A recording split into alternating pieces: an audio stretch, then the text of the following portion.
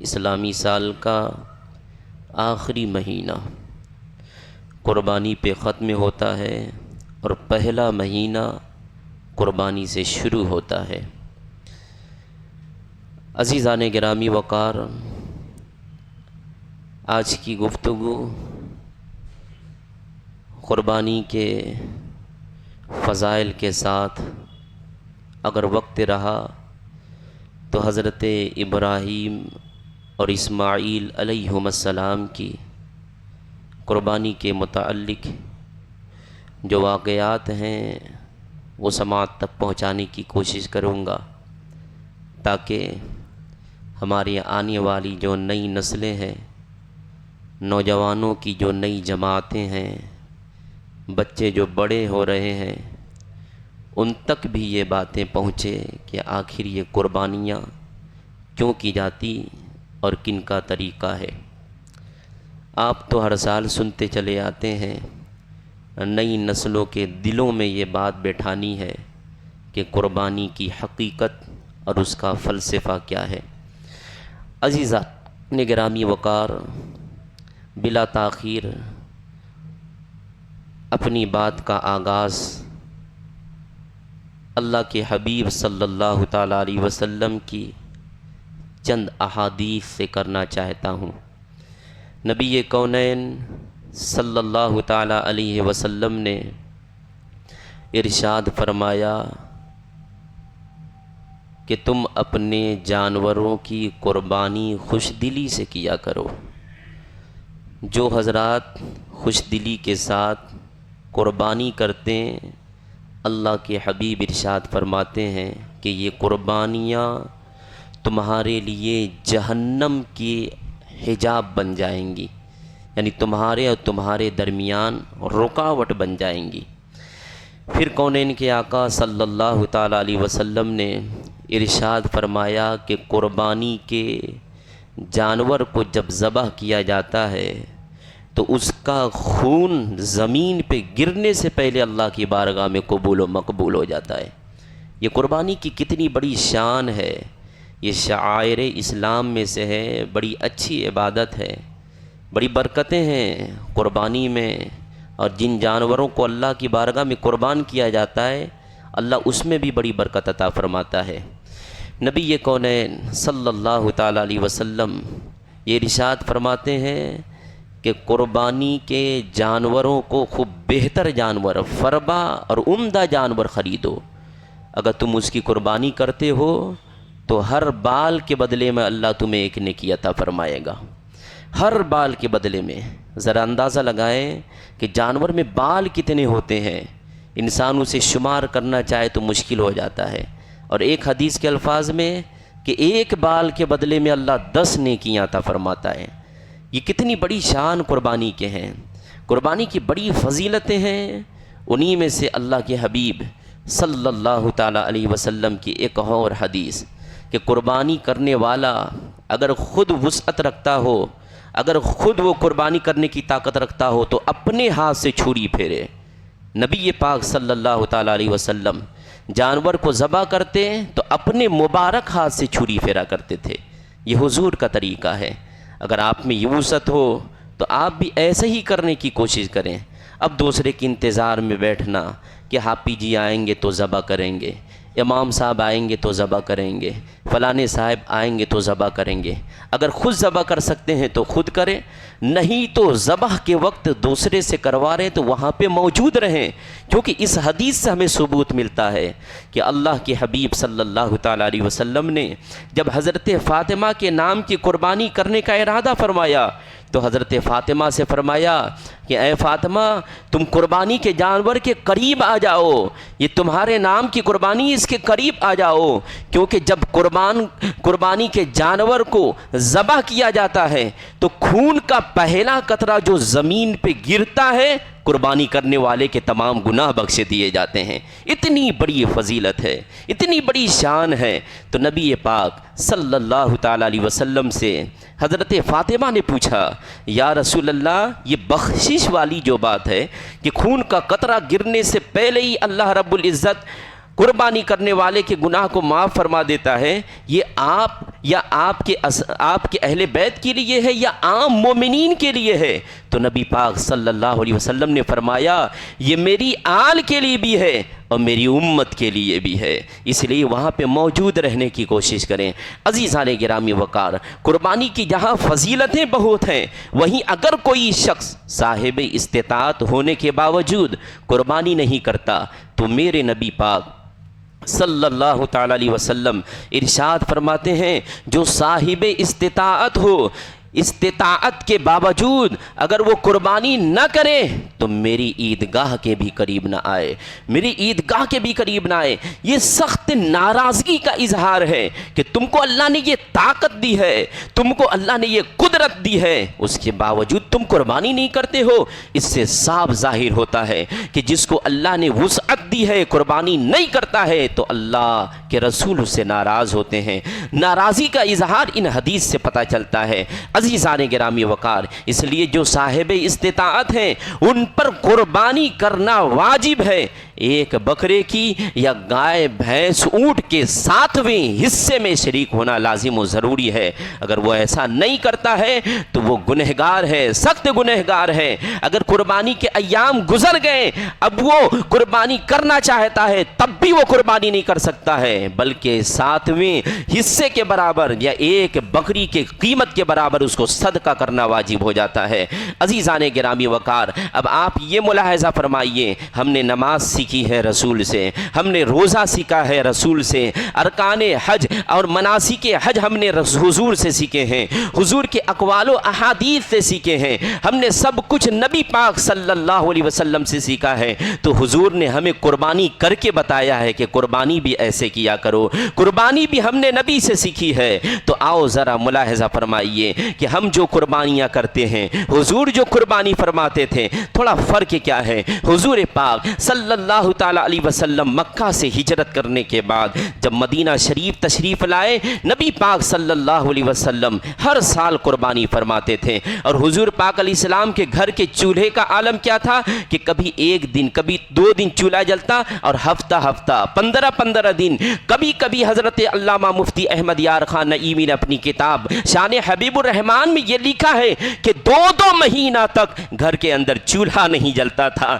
ایسے کنڈیشن میں بھی اللہ کے حبیب صلی اللہ تعالی علیہ وسلم قربانیاں کرتے تھے۔ حضرت عائشہ صدیقہ فرماتی ہیں کہ کبھی 3 دن لگاتار سورج نے میرے گھر میں چولہا جلتے ہوئے نہیں دیکھا ہے، یعنی کبھی ایسا ہوا ہی نہیں ہے کہ 3 دن مسلسل گھر میں کھانا بنا ہو، 3 دن مسلسل گھر میں روٹیاں بنی ہو، 3 دن مسلسل گھر میں چولہے جلے ہو۔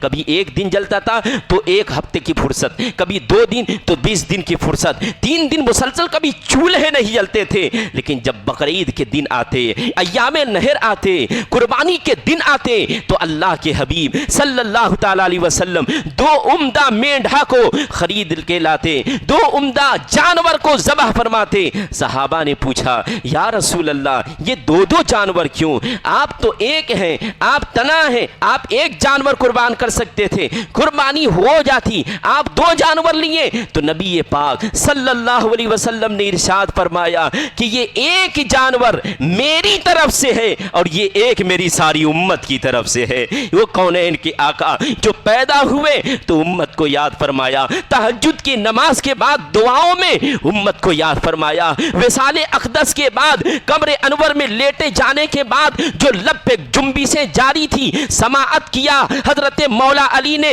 تو رب حبلی امتی کی آواز اس میں سے نکل رہے تھے۔ اور جب قربانیاں کر رہے ہیں میرے آقا تو 1 اپنی طرف سے، 1 اپنی امت کی طرف سے۔ پھر صحابہ نے پوچھا تو ایک روایت میں یہ بھی آتا ہے کہ 1 میری طرف سے ہے اور 1 میرے اہل بیت کی طرف سے ہے۔ الغرض یہ 2 روایتیں ہیں کہ نبی ارشاد فرماتے ہیں 1 میری طرف سے، 1 میری امت کی طرف سے۔ قربانی میں بھی اللہ کے حبیب صلی اللہ علیہ وسلم نے اپنی امت کو یاد فرمایا ہے۔ حضرت مولا علی مشکل کشا رضی اللہ تعالی عنہ یہ دو قربانیاں دیا کرتے تھے. نبی پاک علیہ السلام کے وصال اقدس کے بعد 2 قربانیاں دیا کرتے تھے. ان کے ساتھیوں نے پوچھا اے علی کیا بات ہے, آپ 2 قربانی دیتے ہیں؟ تو حضرت علی نے ارشاد فرمایا کہ نبی کونین صلی اللہ علیہ وسلم نے یہ وصیت فرمائی کہ اے علی تم جب بھی قربانی کرنا تو ایک اپنی طرف سے کرنا اور ایک اپنے نبی محمد عربی کی طرف سے کرنا. اس لیے میں ایک قربانی اپنی طرف سے کیا کرتا ہوں اور ایک اپنے آقا و مولا جناب محمد رسول اللہ صلی اللہ علیہ وسلم کی طرف سے کیا کرتا ہوں. اس سے پتہ چلتا ہے کہ یہ صحابہ کا طریقہ, صحابہ میں حضرت علی, اس کے بعد بزرگان دین اپنے نبی کو قربانیوں میں یاد کیا کرتے تھے. حضرت سرکار اعلی حضرت عظیم البرکت مجدد دین و ملت کا معمول یہ تھا کہ بقرعید کے ایام میں ایک خوبصورت جانور خریدتے تھے اور ایک خوبصورت بکرا خریدتے تھے اور اس کو اپنے نبی کی طرف منسوب کرتے تھے, خاص کر لیتے تھے کہ یہ آقا کریم صلی اللہ علیہ وسلم کے مبارک نام سے اس کو ذبح کرنا ہے. عزیزان گرامی وقار اسے ذبح کرتے تھے اور ذبح کرنے کے بعد اس گوشت کو اسی کو دیتے تھے جو نبی کی آل میں سے ہوتا تھا, جو سید ہوا کرتا تھا, اس کے گھروں میں دے دیا کرتے تھے. یہ سرکار اعلی حضرت کا عشق ہے نبی پاک صلی اللہ تعالی علیہ وسلم سے کہ جانور نبی پاک علیہ السلام کے نام سے قربانی بھی کر رہے ہیں, ان کی طرف منسوب کر کے قربانی کر رہے ہیں اور ساتھ میں آل رسول کو ان کے گوشت بھی کھلا رہے ہیں. عزیزان گرامی وقار اس سے یہ ہمیں درس ملتا ہے, ہمیں سبق اور لیسن اور شکشا ہمیں ملتی ہے کہ ہمیں اللہ رب العزت نے ہمیں دیا ہے تو ہمیں بھی ایک حصہ نبی کے نام سے کر لینا چاہیے, ایک حصے میں شرکت ہونی چاہیے. امام شافعی وغیرہ جو سب سے اچھا جانور ہوتا تھا اسے نبی کے نام سے قربان کیا کرتے تھے. اور جانتے ہو اگر کوئی شخص اپنے جانوروں میں حضور کے نام کو شامل کر لے اپنے حصوں میں, جیسے گائے اور بھینس کے, یہاں تو بھینس کی قربانی ہوتی ہے, بھینس کے جو 7 حصے ہوتے ہیں ان 7 حصوں میں صرف 6 اپنے گھروں کے نام لے اور ایک حصہ حضور کے نام سے کرا لے. اگر 6 مشترکہ لوگ ہیں, الگ الگ لوگ ہیں, یہ 6 لوگ مل کر کے ایک حصے کا پیسہ جمع کر کے ایک حضور کے نام سے کر لے تو حضور کے نام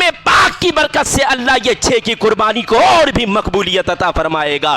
اس سے پتہ بھی چلتا ہے کہ اللہ کے حبیب صلی اللہ تعالی علیہ وسلم نے یہ ارشاد فرمایا کہ میری امت, میرے کلمہ پڑھنے والے لوگ جو لا الہ الا اللہ محمد رسول اللہ کی بولی بولتے ہیں, جو جب وہ پل صراط سے گزر رہے ہوں گے, جب پل صراط قائم کرنے کے بعد اس پہ سے گزر رہے ہوں گے, جو کہ جہنم کی پشت پر پل صراط کو بچھایا گیا ہے, جہنم کی آگ اس وقت کافی تیز ہوگی تو وہ آگ کہے گی, پکار کے کہے گی اے محمد عربی کے کلمہ پڑھنے والے جلدی سے گزر جاؤ, جلدی سے گزر جاؤ. جہنم کی آگ سے پوچھا جائے گا تم جلدی گزرنے کی بات کیوں کر رہے ہو, تم تو آگ ہو, تمہیں اس سے کیا تکلیف ہے؟ کہا اس لیے کہ یہ رسول کائنات کا کلمہ پڑھنے والا ہے, حضور کے نور سے اس کو نورانیت حاصل ہو چکی ہے, کہیں اس کے نور کی وجہ سے میری آگ میں ٹھنڈک نہ پہنچ جائے. عزیزان گرامی وقار اس سے پتہ چلتا ہے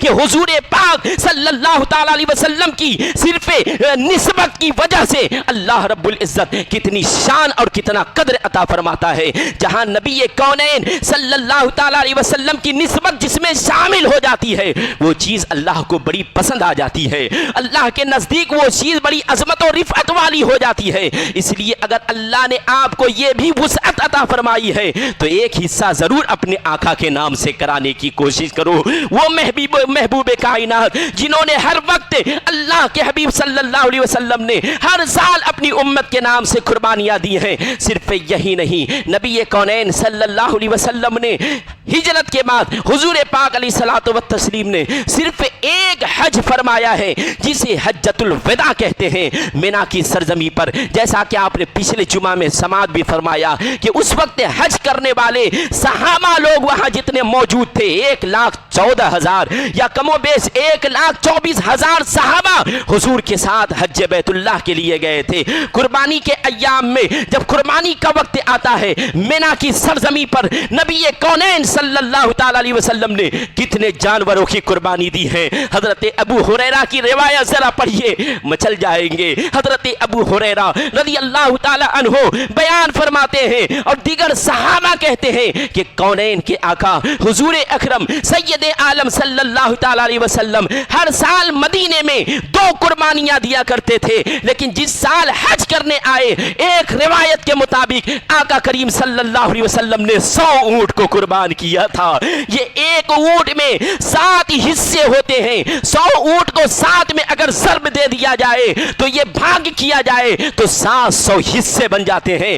اور ایک روایت میں آتا ہے کہ اللہ کے حبیب صلی اللہ علیہ وسلم نے 63 اونٹوں کو قربان فرمایا ہے. اور مزہ کیا تھا کہ صحابہ سوچنے لگتے ہیں اونٹ کو قربان کرنا کوئی آسان کام نہیں ہے. جس طرح آپ بکری کو, بکرے کو, دمبے کو, بھینس کو لٹا کے ذبح کیا کرتے ہیں, اس طرح کوئی اونٹ کو لٹا کے ذبح نہیں کیتا ہے. اس کے دائیں پیر کو رسیوں سے اٹھا کے اس طرح باندھ دیا جاتا ہے اور اس کے گردن میں چھورے کو بھونک دیا جاتا ہے. اور پیر کو اس لیے باندھا جاتا ہے کہ جب خون نکلنے کی وجہ سے اس کے اندر کی طاقتیں ختم ہو جائے, اور جب وہ گرے تو گھٹنے کے بل گرے, اور اگر پیر کو باندھا نہیں جائے تو ہو سکتا ہے پیر سلپ کر کے آگے چلا جائے اور پیر ٹوٹ جائے, اس کو سخت تکلیف ہو. صحابہ سوچ رہے تھے کہ 100 اونٹ کو اللہ کے حبیب یا 63 اونٹ کو اللہ کے حبیب صلی اللہ علیہ وسلم کیسے قربان فرمائیں گے. اللہ اکبر. آخرکار اللہ کے نبی صلی اللہ علیہ وسلم نے قربانی کا ارادہ فرمایا, اپنے ہاتھ میں تیز چھری کو لیا. جیسے ہی اونٹوں کو اس بات کا احساس ہوتا ہے کہ اب اللہ کے نبی صلی اللہ علیہ وسلم مجھے ذبح کرنا چاہتے ہیں, تو اونٹ خود دوڑ کر نبی کے قدموں میں آ کے سو جاتے ہیں. یا رسول اللہ آپ ہمیں قربان کر دیجئے. نبی کونین صلی اللہ علیہ وسلم اپنے داہنے گھٹنے کو اونٹ کے گردن پہ رکھتے ہیں. دنیا کا بھی کوئی ایسا انسان نہیں ہے جو اونٹ کو اس طرح ذبح کرتا ہو جس طرح نبی کونین نے ذبح کیا ہے. مینا کی سرزمین پر ایک نہیں 63 اونٹ ہے. نبی پاک صلی اللہ علیہ وسلم ایک کو ذبح فرماتے ہیں. صحابہ کہتے ہیں اونٹیں آپس میں لڑ رہی تھیں, جھگڑ رہی تھی, اختلاف کر رہے تھے وہ اونٹنیاں کہ پہلے مجھے آقا کے قدموں میں جانے دو, پہلے مجھے قربان ہونے دو. یہ لڑ کے آتے تھے, وہ لیٹ جاتے تھے, اور نبی پاک صلی اللہ علیہ وسلم بسم اللہ اللہ اکبر کہہ کر انہیں ذبح فرما دیتے تھے.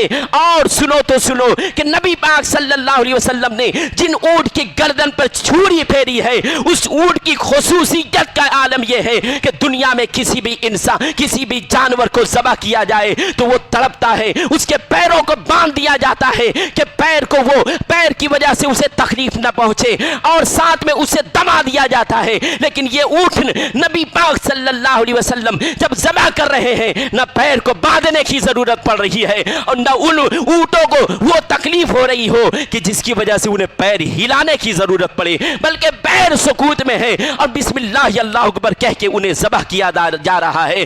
نبی پاک صلی اللہ علیہ وسلم جس جانور کو ذبح کر دیں اللہ کے حبیب صلی اللہ علیہ وسلم کی یہ قربانیاں رب کی بارگاہ میں کتنی مقبول ہوگی. آپ اس سے اندازہ لگا سکتے ہیں کہ حضرت آدم کے بیٹے حضرت حابیل نے جب ایک مینڈھے کی قربانی کی تھی تو اللہ رب العزت نے اس مینڈھے کو جنت میں بھیج دیا, جنت میں اسے زندگی عطا فرما دی. پھر اللہ کے حبیب صلی اللہ تعالی علیہ وسلم کے ابو الانبیاء میں شامل ہونے والے حضرت ابراہیم نے جب اپنے بیٹے حضرت اسماعیل کو ذبح کرنا چاہا تو حضرت اسماعیل کی جگہ پہ جو دمبا آیا تھا جنت سے, یہ وہی دمبا تھا جو حضرت حابیل نے قربانی پیش کی تھی. جب حابیل کی قربانی کو اللہ جنت میں جگہ عطا فرمائے تو میرے نبی پاک علیہ السلام نے جن جانوروں کی قربانیاں کی ہیں جنت میں ان کو کیسا مقام حاصل ہوا ہوگا. عزیزان گرامی وقار, تو یہ جانور جو ہیں جن کی ہم قربانیاں کرتے ہیں یہ ہمارے لیے بخشش کا ذریعہ بھی ہے. یہ جانور ہمارے لیے پلسرات میں, ہمارے لیے قیامت کے دن مصیبتوں کے ذرائع بن جائیں گے. اور ایک روایت میں اللہ کے حبیب صلی اللہ علیہ وسلم ارشاد فرماتے ہیں سمنوا ضحایاکم فانھا علی الصراط متاعکم، تم بہتر اور بہترین موٹے اور تازے جانوروں کی قربانیاں کرو، فإنها علی الصراط متاعکم، کیونکہ یہ جانور کل تمہارے لیے پل صراط پر سواریاں ہوں گی، یہ سواریاں ہوں گی۔ جس طرح کی ایک اور روایت میں ایسے ہی ہے کہ جب قربانی کرنے والا مر جاتا ہے اور قیامت کے دن جب اٹھے گا، اپنے قبر سے اٹھے گا تو اپنے سرہانے اپنے قربانی کے جانور کو پائے گا، جس کے بال سونے کے ہوں گے، جن کی آنکھیں جنت کی یاقوتوں کی ہوں گی، جن کی سینگ بھی سونے کی ہوں گی۔ یہ شخص پوچھے گا اور کہے گا تم کون سے جانور ہو؟ میں نے اس طرح کے جانور کبھی نہیں دیکھے، تم بڑے خوبصورت ہو۔ تو وہ جانور کہے گا کہ میں وہی ہوں جو دنیا میں تو نے اللہ کے نام سے مجھے ذبح کیا تھا، اللہ نے اسے یہ شان عطا فرما دی۔ پھر وہ شخص اس شخص سے وہ جانور کہے گا آؤ میرے پشتے پر سوار ہو جاؤ، وہ پشتے پر سوار کرا کے عرش الہی کے سائے میں لے کے چلا جائے گا۔ عزیزان گرامی وقار، بتانا یہ ہے کہ یہ قربانیاں میدان حشر میں ہمارے لیے سواریاں بن جائیں گی۔ نبی کونین صلی اللہ تعالی علیہ وسلم کے نام سے قربانی کریں، اس کی برکتیں حاصل کریں، اس کے حسنات سے مستفیض ہو، اور جو لوگ قربانی نہیں کرنے کے لائق ہیں، جن کو اتنی وسعت نہیں ہے، وہ یہ نہ سوچے کہ ہمیں سواریاں کیسے ملے گی، ہم کیسے میدان حشر میں عرش کے سائے کے قریب جائیں گے، تو ان کو اس سے گھبرانے کی ضرورت نہیں۔ نبی کونین صلی اللہ علیہ وسلم فرماتے ہیں کہ جو غربا لوگ ہوں گے، جو قربانی کرنے کی استطاعت نہیں رکھے ہوں گے، اللہ رب العزت ان کے نیکیوں کو بہترین جانور میں تبدیل فرما دے گا، ان کی سواریاں یہ نیکیاں ان کی سواریاں بن جائیں گی۔ اس لیے نیک عمل کیا کریں، کوئی چھوٹی سی بھی نیکی ہو تو اسے چھوٹی نہ سمجھے، یہی چھوٹی نیکی کل آپ کو میدان حشر میں کام آئیں گی، یہ نیکیاں آپ کی سواریاں بن جائیں گی۔ ان نیکیوں کی قدر کریں اور اسے بجا لانے کی کوشش کریں۔ اس طرح کی آئیے ایک اور روایت، حضرت احمد ابن اسحاق رضی اللہ تعالی عنہ، یہ بڑے پائے کے بزرگ ہیں، یہ کہتے ہیں کہ میرا ایک بھائی تھا جو بڑا غریب تھا، فقیر تھا، اس کے باوجود وہ ہر سال قربانی کرتا تھا اور ہر سال وہ انتظام کرتا تھا، انصرام کرتا تھا، قربانیاں کرتا تھا۔ پھر وہ میرا بھائی فوت ہو جاتا ہے، انتقال کر جاتا ہے۔ ایک رات میں 2 رکعت نماز نفل ادا کرنے کے بعد رب کی بارگاہ میں دعا کیا کہ اے مولا کائنات، مجھے میرے بھائی کی حالات کو دکھا دے خواب میں۔ اس کے بعد میں باوجود سو جاتا ہوں تو میں نے دیکھا کہ حشر کا میدان قائم ہے اور میرا بھائی ایک خوبصورت گھوڑے پر، چتکبرے گھوڑے پر سوار ہے۔ میں نے اس سے پوچھا ما فعل اللہ بک، اللہ نے تمہارے ساتھ کیا معاملہ کیا؟ کہا کہ میں تو گنہگار تھا، اللہ نے مجھے بخش دیا۔ تو حضرت احمد ابن اسحاق نے کہا کہ اللہ نے تجھے کس وجہ سے بخش دیا؟ تو اس نے کہا کہ ایک بڑھیا عورت کو جو بڑی پریشان حال تھی، میں نے صرف اس کی پریشانی کو دور کرنے کے لیے ایک چاندی کا سکہ دیا تھا، ایک درہم دیا تھا، اسی ایک درہم کے صدقے میں اللہ نے میری بخشش فرما دی۔ کہا کہ یہ جانور کیسے ہیں جس پر تم سوار ہو؟ جس پر سوار تھا وہاں بھی جانور، اس کے آس پاس بھی بہت سارے جانور موجود تھے۔ کہا یہ جانور کیسے ہیں؟ کہا کہ یہ وہ جانور ہیں جن کو میں نے دنیا میں اللہ کے نام پہ قربان کیا تھا، جس کی میں نے قربانیاں کی تھی، اور جس جانور پہ میں بیٹھا ہوں یہ سب سے پہلی قربانی والا میرا جانور ہے۔ پھر یہ کہتا ہے اور وہ اوپر کی طرف بڑھ جاتا ہے، ان کے نظروں سے غائب ہو جاتا ہے۔ اس سے پتہ کیا چلتا ہے؟ درۃ الناسین کے واقعات میں سے یہ ایک واقعہ ہے۔ یہ پتہ چلتا ہے کہ جو خوش دلی کے ساتھ، رضائے الہی کے ساتھ قربانی کرتا ہے،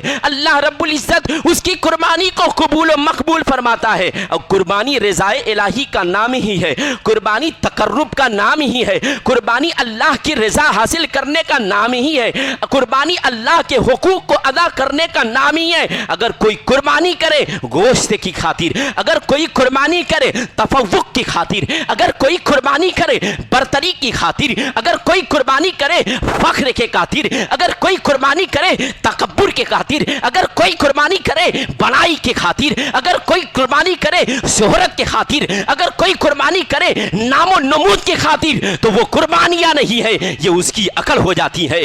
یہی وجہ ہے کہ باہر شریعت پڑھو، مسئلہ پتہ ہو جائے گا کہ جن जानवरों में 7 लोग हिस्सा लेते हैं, अगर उनमें किसी एक की नीयत गोश्त खाने की हो जाएगी, गोश्त की हुसूल की हो जाएगी, तो उसमें किसी की भी कुर्बानी नहीं होगी। क्या समझते हैं ये कुर्बानियां क्यों की जाती है? गोश्त के लिए। गोश्त तो इंसान साल भर खाता है, गोश्त के अक़साम को साल भर हासिल करता है, लेकिन ये कुर्बानियां हजरत इब्राहिम की यादगार है। ये कुर्बानियां सवाब और नेकी के जराए हैं। खुलूस और लिल्लाहियत के लिए कुर्बानी किया करो। जो कुर्बानी अल्लाह की रज़ा के लिए की जाती है, और कुर्बानी को अल्लाह की बारगाह में कबूलियत का दर्जा हासिल होता है और वो कुर्बानियां कबूल हो जाती हैं। ये जो सारे कुर्बानी के फजाइल बयान किए जाते हैं, उनके फजाइल बयान किए जाते हैं जिनकी नीयत साफ और दुरुस्त हुआ करती है। अजीज़ान गिरामी वकार, इसलिए कुर्बानी खुलूस के साथ किया करें। अजीज़ान गिरामी वकार, यहीं पे एक बात और बता देना चाहता हूँ। बाज़ लोग आज व्हाट्सएप के ज़रिए से, इंस्टाग्राम के ज़रिए से, फेसबुक के ज़रिए से, यूट्यूब के ज़रिए से और मोबाइल के दीगर ऐप्स वगैरह के ज़रिए से इस बात की तरफ लोगों की जहनसाजी करते हैं कि मुसलमान बकरीद के मौके पर एक नहीं, 1000 नहीं, लाखों जानवरों को कुर्बान करते हैं। क्या ये जानवर के साथ जुल्म नहीं है? या कि ये जानवर के साथ ज्यादती नहीं है? ये जानवर को खामखा कम नहीं करते हैं? अजीज़ान गिरामी वकार, अगर कोई इस तरह का एतराज करे कि इस्लाम ने कुर्बानी करके जानवरों पे ज्यादती की है, तो आप जरा उनसे पूछूं कि मुझे कोई ऐसा मजहब दिखाओ जिस मजहब में कुर्बानी ना हो, कोई ऐसा मजहब दिखाओ जिस मजहब में जानवर को काटा ना जाता हो, मुझे ऐसा कोई मजहब दिखाओ जिस मजहब में बलिदान नहीं किया जाता हो। ये तो हमारा इस्लाम है कि हम उस कुर्बानी को ज़बा भी करते हैं, कुर्बानियां भी करते हैं, उसके गोश्त खा लेते हैं, उसके गोश्त को गरीबों में खिला देते हैं, उसके गोश्तों को पास और पड़ोस में भेज दिया करते हैं। इस्लाम कहता है कुर्बानी करो, तू उस गोश्त के 3 हिस्से करो। एक हिस्सा तुम खुद रख लो, एक पड़ोसियों को, गरीबों को दे दो, एक अपने रिश्तेदारों को दे दो। लेकिन और मजहब की कुर्बानियां आप देखेंगे, जानवर को ज़बह करके उसे फेंक दिया जाता है। बताओ, जुल्म यहां हो रहा है कि वहां हो रहा है? ज्यादती यहां हो रही है कि वहां हो रही है? जानवरों को सताया यहां जा रहा है कि वहां जा रहा है? हमारे यहां यह है कि कुर्बानी के जिस जानवरों को लिया जाए, मोहब्बत से पेश आया जाए, छुरी को तेज कर लिया जाए ताकि जानवर को तकलीफ न हो, उसको बांध दिया जाए ताकि उसके शिद्दत का सामना ना करना पड़े, उसको खिलाया जाए, उसको पिलाया जाए और उसके साथ खेला ना जाए, उस पर सवारी ना किया जाए। ये अजमत कुर्बानी वाले जानवर को किसने दिया है?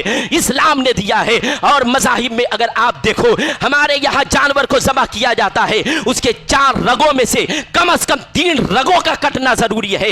एक रग वो होता है जिससे सांस आती जाती है, एक रग वो होता है जिससे खाना अंदर बाहर होता है, और 2 रग उसके आसपास होते हैं जिसमें से खून की आमद और रफ्त हुआ करती है। इन 4 रगों में से 3 रग का कटना जरूरी है। अगर 3 से कम रग कटेगा, कुर्बानी नहीं होगी। ये दर्स किसने दिया है? इस्लाम ने दिया है। जब ये रग कट जाएंगे, उसका खून बाहर आ जाएगा, और जो लोग कुर्बानियां करते हैं एक बार में सर को अलग कर देते हैं, उनके गोश्तों में खून जम जाते हैं। हमारे यहाँ खून का पीना हराम है, हमारे यहाँ खून नापाक है, और जिनके यहाँ खून को पाक समझा जाता है, वो गोश्त के साथ खून को भी खा लिया जाता है, खून को भी पी लिया जाता है। लेकिन मजहब इस्लाम का कानून ये है कि जानवरों को इस तरह ज़बह करो कि उनको तकलीफ ना हो। जब ये 4 रगें कट जाएंगी, खून बाहर आएंगे, उनको तकलीफें कम होगी, और जब तक एक रग भी उसके साथ बाकी रहेगा, जानवर तड़पेगा, जानवर के अंदर बेचैनी होगी। आप कभी देखते होंगे जानवर के ज़बह करने के बाद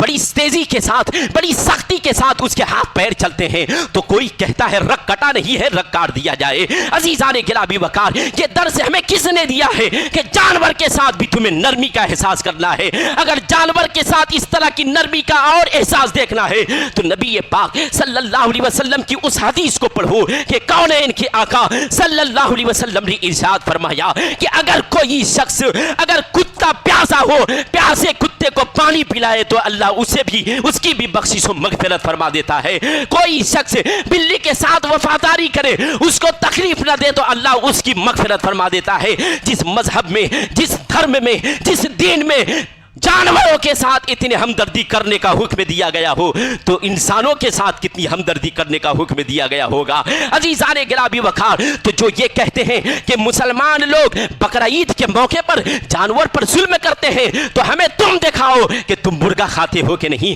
तुम मछलियां काटते हो कि नहीं, दिगर जानवरों पे सवारियां करते हो कि नहीं, जानवरों पे बोझ डालते हो कि नहीं, उस पे जुल्म करते हो कि नहीं। हमारा दीन तो कहता है कि जानवर के अंदर जितनी ताकत हो उससे कम उस पे बोझ डाला जाए ताकि उसे तकलीफ ना हो। अगर कोई गधे का काम करता है, गधे पे सवारियां करता है, गधे के जरिए से मिट्टी बालू वगैरह को उठाता है, तो उतना ही उस पे डाल सके जिसका बोझ वो उठा सका हो, उससे ज्यादा की डालने की इजाजत नहीं है। यही वजह है कि अल्लाह के हबीब सल्लल्लाहु अलैहि वसल्लम की बारगाह में एक जानवर आके कहता है, या रसूल अल्लाह, मेरा मालिक मुझसे काम ज्यादा कराता है, खाना कम खिलाता है। तो कौन है? इनके आका ने फरमाया, इन जानवरों के साथ ज्यादती न किया करो, इन्हें भरपेट खाना दिया करो, काम उसके बाद लिया करो। ये कौन से दीन वाले हैं, ये कौन से इस्लाम वाले आका हैं जो जानवर के साथ भी इस तरह की रहमदिली का सबूत दे रहे हैं। अजीज़ान गिरामी वक़ार, तो जो ये कहते हैं कि मुसलमान लोग इतनी जानवरों के खून को बहा देते हैं,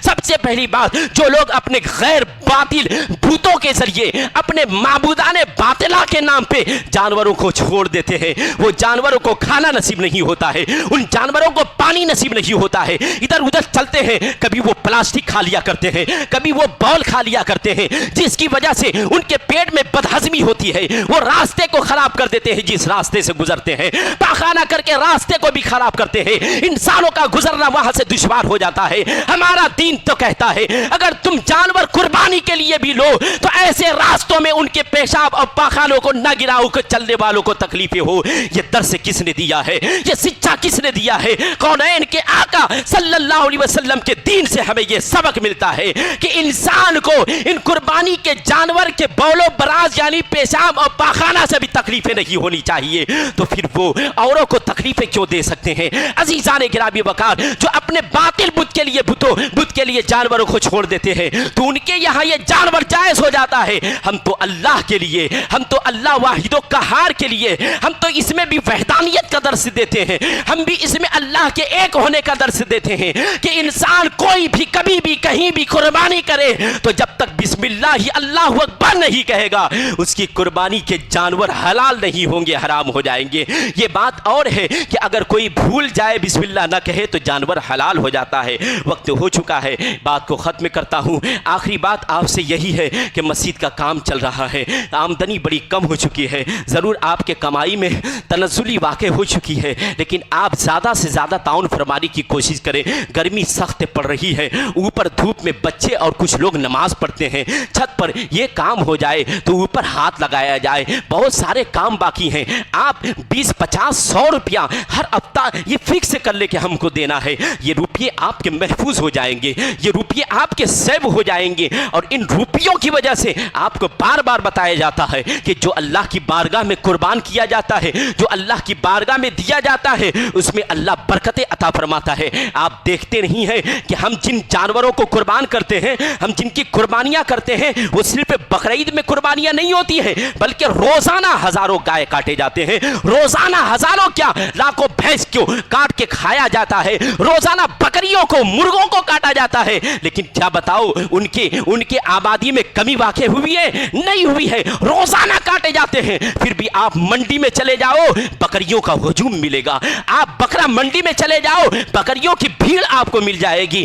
आप दुम्बे खाने चले जाओ, वहां पे आपको बकरियों का, भेड़ों का रेवड़ मिल जाएगा। आप भैंस मंडी में चले जाओ, वहां भैंसों की आपको मंडी लगी हुई मिलेगी। यही भैंस है जो हर महीना खाया जाता था, हर शादी में खाया जाता था, हर विवाह में खाया जाता था, हर मौके पे इनको काटा जाता था। लेकिन काटा जाता था तो बिस्मिल्लाह अल्लाह अकबर कह दिया जाता था, तो अल्लाह ने उसकी आबादी में बरकत अता फरमाई। वहीं पे दूसरी तरफ आप कुत्ते को देख ले, कुत्ता साल भर में 10-15 बच्चे दिया करती है कुतिया, उसके बावजूद उसकी आबादी देख लो कितनी कम है। कहीं मोड़ पर, कहीं गलियों में मिल जाएंगे तो ठीक, वरना उनकी आबादियां कम होती चली जा रही हैं।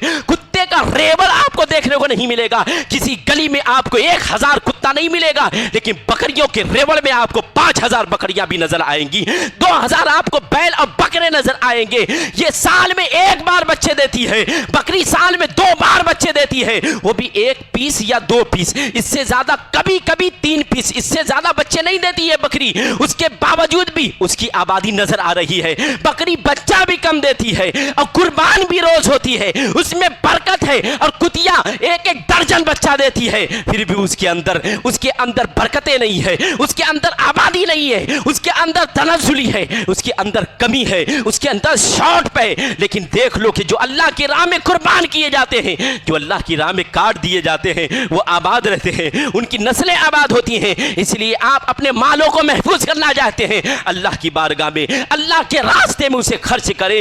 یہ اللہ کا گھر مسجد ہے, اور آپ دیکھ رہے ہیں اپنی آنکھوں سے کہ یہاں ضرورت ہے پیسے دینے کی, ضرورت ہے یہاں تعاون کرنے کی, ضرورت ہے یہاں پہ خرچ کرنے کی. لوگ دھوپ میں, گرمیوں کی شدت میں, گرمی کے دھوپ کو برداشت کرتے ہیں چھت پہ بیٹھ کر کے. عزیزان گرامی وقار, یہاں تو آدھا گھنٹہ بیٹھنا بڑا مشکل ہو رہا ہے جبکہ آپ اے سی کے اندر ہیں. تو جو لوگ چھت پہ بیٹھ کر یت پہ جا کر کے نماز پڑھتے ہیں, ان کو کتنی تکلیفیں ہوتی ہوں گی, بظاہر ان کو احساس ہوتا ہوگا. اس لیے اس احساس کو کم کرنے کے لیے آپ کو تھوڑا قدم آگے بڑھانا پڑے گا, آپ کو اپنے مالی تعاون میں تھوڑا اضافہ کرنا پڑے گا. آپ ہر جمعہ کم سے کم 50-100 روپیہ دیتے رہیں گے, مسجد کا تعاون ہوتا رہے گا. بھائی 500-700 لوگ یہاں نماز پڑھنے آتے ہیں, اگر آپ 700 میں 200 لوگوں کو مائنس بھی کر لیتے ہیں, اگر فی شخص 50 روپیہ بھی دے رہا ہے, ایک ہفتے میں 25,000 روپے کی آمدنی ہوتی ہے. اگر کوئی اس میں 100 دے رہا ہے, اس سے زیادہ ہو رہا ہے, 40-50 ہزار کی آمدنی ہو رہی. لیکن آپ کہو گے یہ خیالی پلائے ہے,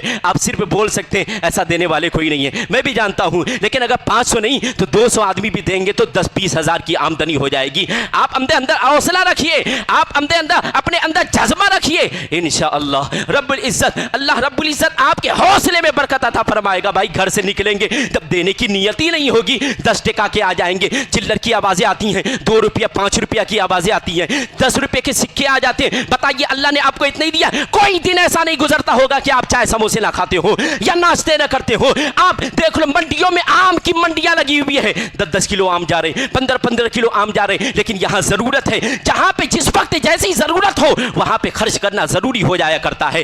آج لوگ جمعہ کی نماز اور عید کی نماز پڑھنے میں دشواریاں محسوس کر رہے ہیں, تو ضرورت ہے پوری امت مسلمہ کے تمام محلے کے افراد کی اس بات کی کہ ہمیں اپنے ضرورت کے جو پیسے ہوں اس میں سے ضرورت کے سامان کو کم کر کے ہمیں مسجد میں لگانے کی کوشش کرنی چاہیے. بس یہیں سے اگر آپ اشارتاً بات سمجھ گئے ہوں گے تو جھوم کر کے, دم لگا کے اور خوش دلی کے ساتھ آپ تعاون کرتے رہیں. اللہ رب العزت اس میں برکت عطا فرمائے گا. استغفر اللہ العظیم, استغفر اللہ رب البرایا و استغفر اللہ من الخطایا, وآخر دعوانا ان الحمد للہ رب العالمین. السلام علیکم.